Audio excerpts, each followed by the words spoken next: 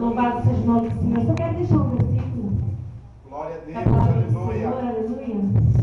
Me encontro muito alegre nessa madrugada por estar buscando ao Senhor, né? Poder adorar Ele. Como é bom poder estar buscando ao Senhor.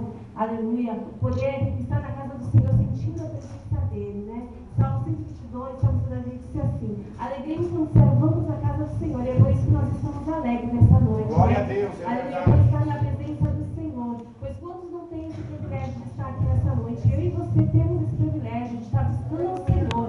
Nós somos privilegiados por Deus de estar aqui nessa madrugada. O salmista Davi, se nós lermos um pouquinho a palavra do Senhor sobre a vida do salmista Davi, nós vamos ver que durante a trajetória da vida de Davi, grandes provações ele passou. Aleluia. Grandes perseguições ele passou. E na minha e na tua vida também é diferente. Aleluia. Quantas vezes o Senhor nos deu livramento para que hoje nós estivéssemos aqui. Foi preciso nós passar por algo. E assim foi na vida de Davi também, né? Quantos livramentos Davi havia recebido da parte do Senhor. Quantas vitórias, grandes vitórias Davi recebeu. E na minha e na tua vida também não é diferente. Nós estamos aqui para buscar o Deus vivo. O Deus que nos pode. É verdade, Deus.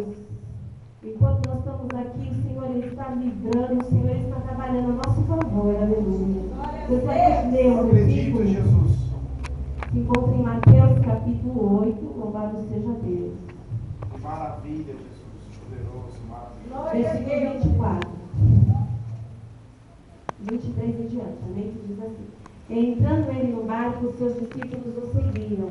Eis que o mar se levantou uma tempestade tão grande que o barco era coberto pelas ondas. Ele, porém, estava dormindo. E os seus discípulos, aproximando-o, despertaram, dizendo: Senhor, salva-nos, que perecemos. E ele disse-lhes: por que temeis, homens de pequena fé? Então, levantando-se, repreendeu os ventos e o mar, e seguiu-se uma bonança. E aqueles homens se maravilharam, dizendo: que homem é este, que até o vento e o mar lhe obedecem? Louvado seja Deus, né? Todas as vezes nós estamos passando por tempestades em nossa vida, por momentos difíceis, aleluia. Mas o Senhor ele diz que Ele está no barco conosco. E quando o Senhor ele está no barco, não precisa se preocupar, porque o Senhor ele está ali para cessar a tempestade, amém? Então, se você está passando por um momento difícil na sua vida, creia que nessa madrugada o Senhor está aqui para apaciguar a tempestade, para